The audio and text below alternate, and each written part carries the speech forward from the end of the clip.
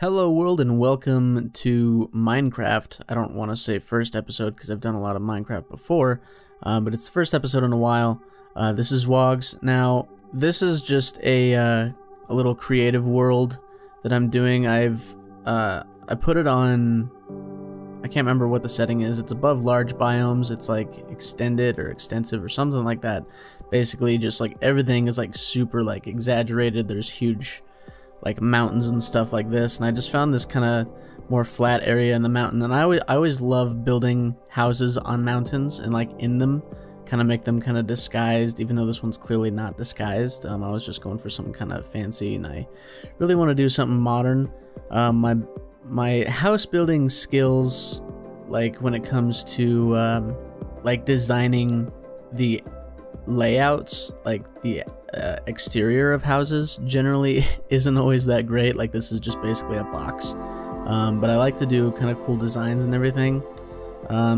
It's far from finished, obviously, but I just wanted to kind of show you guys this because I want to make a really good like automatic farm, but also some trapdoors. So in this episode, I think I'm just going to show, for those of you who don't know how to use redstone very well, or how just to make like a trapdoor, I'm going to show you how to do that.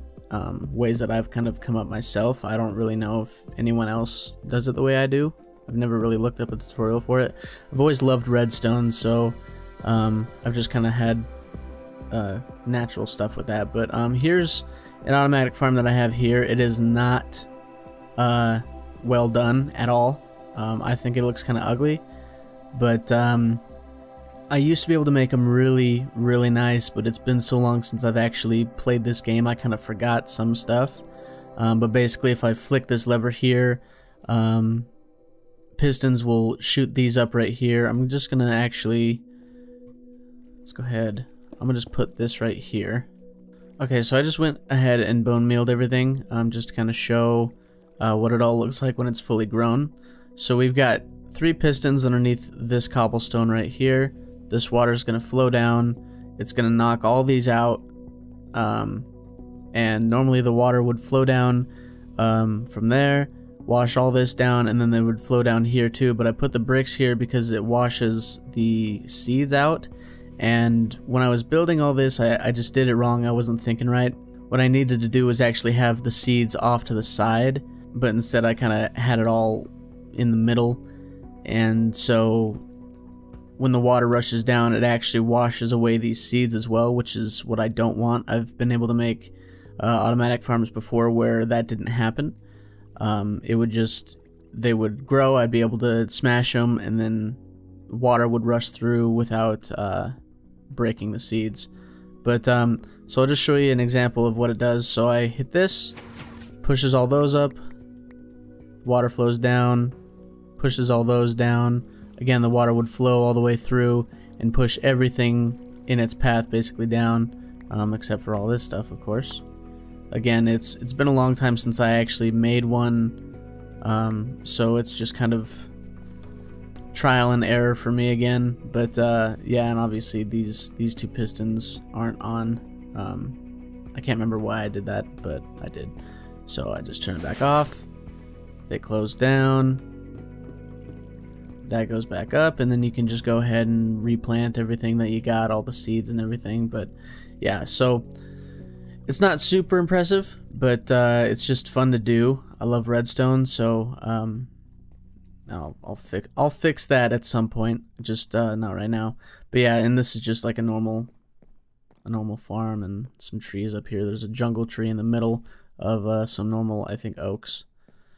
But alright, so let's get to the trapdoor. Also, these lights right here, I have those lights wired. Those ones aren't. It was just too dark and stuff was eventually spawning, so yeah. It's kind of weird, but kind of interesting. Alright, so what I'm going to do here is actually, I'm going to do just a normal door right here. So we'll say here's the door, and then we'll put the wall right here.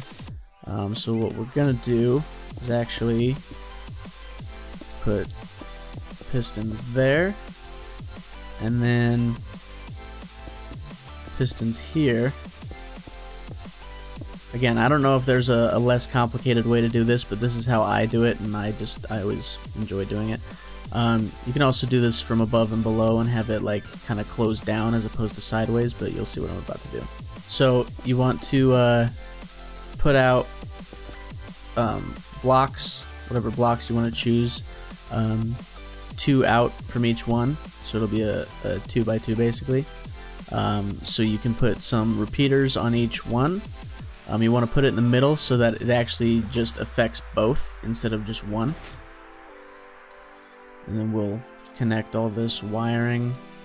And I try to keep it as tight as I can in here for the redstone, so that I don't have to put repeaters within here, because then that kind of slows down the connection. If I have the button or the lever on this side, these will activate faster than these if I put a repeater in there. So I try to keep all of it close together so it doesn't need a repeater. So like I said, it's been a while since I've actually built one of these, so I'm gonna actually, I think what you do is, if I remember correctly, I would tick these a couple times. I'll just go ahead and put a switch right here. Okay, so those work. Okay, so this one doesn't reach, which is unfortunate. So I'm gonna put a repeater right here,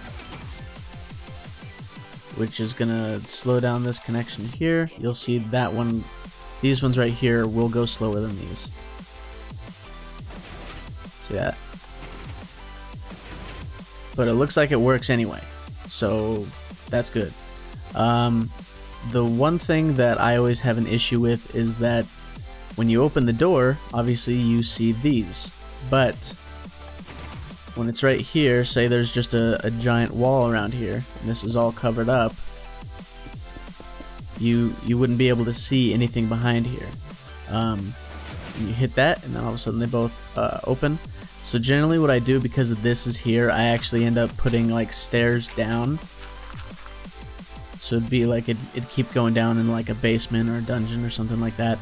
So yeah, trying to cover it up and everything kind of makes it look like there's not as much stuff behind there, but there's still the repeaters there, so you can clearly see how it's working at least a little bit.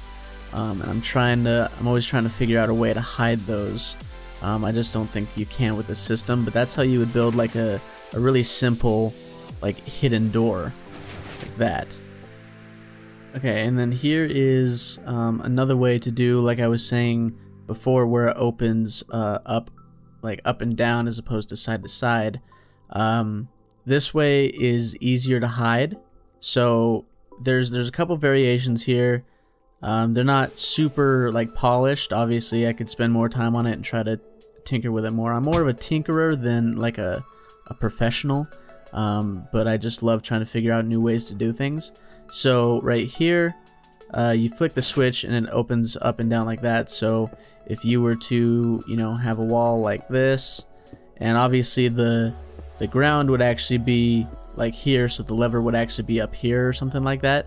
But just for this test, I'm kind of just giving an example of what it would look like if this were the thing, or if you just wanted a hidden lever somewhere, and then you could, you know, do that. So as you can imagine, if this is like one giant wall, there's nothing, you can't see any of this extra stuff, and you just see like a random lever or something, you're like, oh, what does that do? And then you flick it, and then it's like, oh, okay, well that opens that.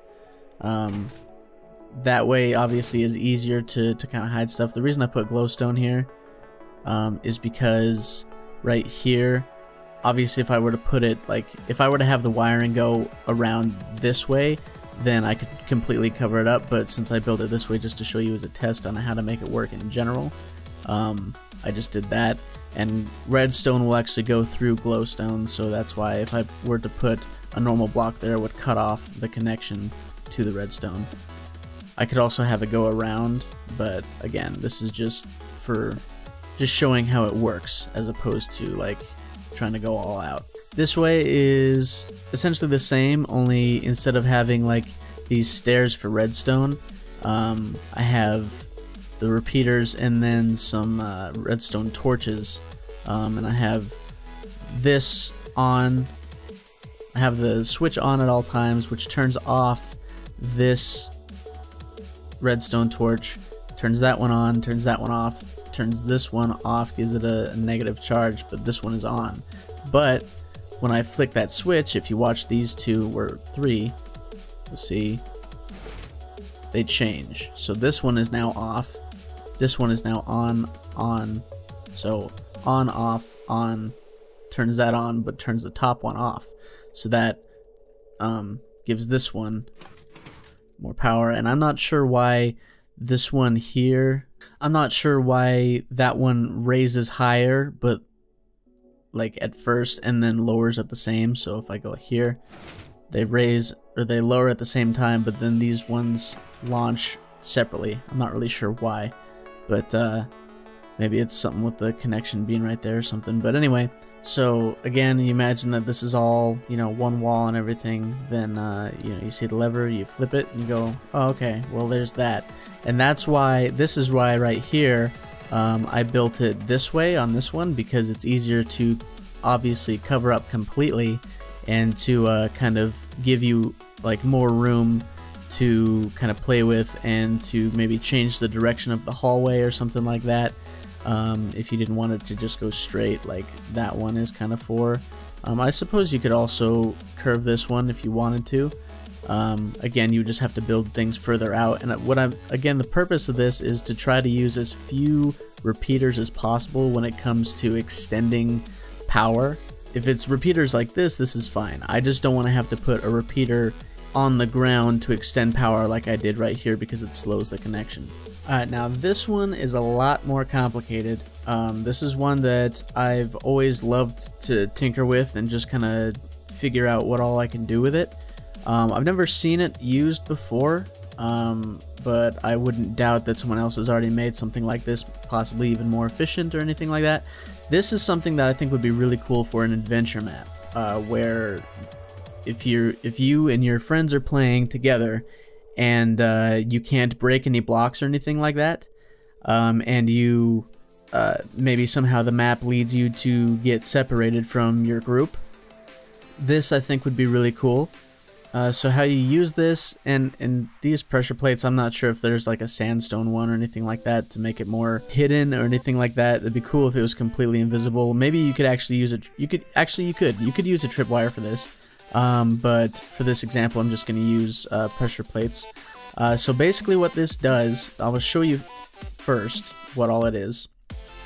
So you've got 3 sticky pistons on each side right here. So 3, 6, 9, 12 right here, and then you got another 2 right here, and on the other side. The reason for all this, again, if it's an adventure map, you can't break blocks. So the purpose of all of this is that if you get separated from your team or anything due to how the map wants you to be, then, and say that you got like a sand castle or something like that, I don't know. So something here, due to story or whatever, will lead them to choose either to keep going this way or that way, or maybe this is their only choice. And so when the player walks through, they hit the pressure plate and sand falls behind them. Well, they can't get out because it's story mode. They can't break the blocks or anything like that, so they have to continue this way. Maybe if the friends get separated due to this, maybe the redstone wiring here can go and unlock the door for the friend. And the reason for all this is because if you notice on this side, this wall is completely hidden. So if you can't see each other's names through walls or anything like that, and this is all covered up, then the next person to walk through here is going to have no idea that someone just got trapped behind this wall. That's something I've been working on for a while, and I think is just really cool. So basically how that works is, again, these pistons right here push 2 blocks of sand out, which is what eliminates the, and maybe you could even put hoppers under here. I don't know if things can go, if hoppers basically go through floors, maybe or maybe not, just to get rid of the plates that are going to break. But it pushes these 2 out to make it look like this, so it's cut the player off already.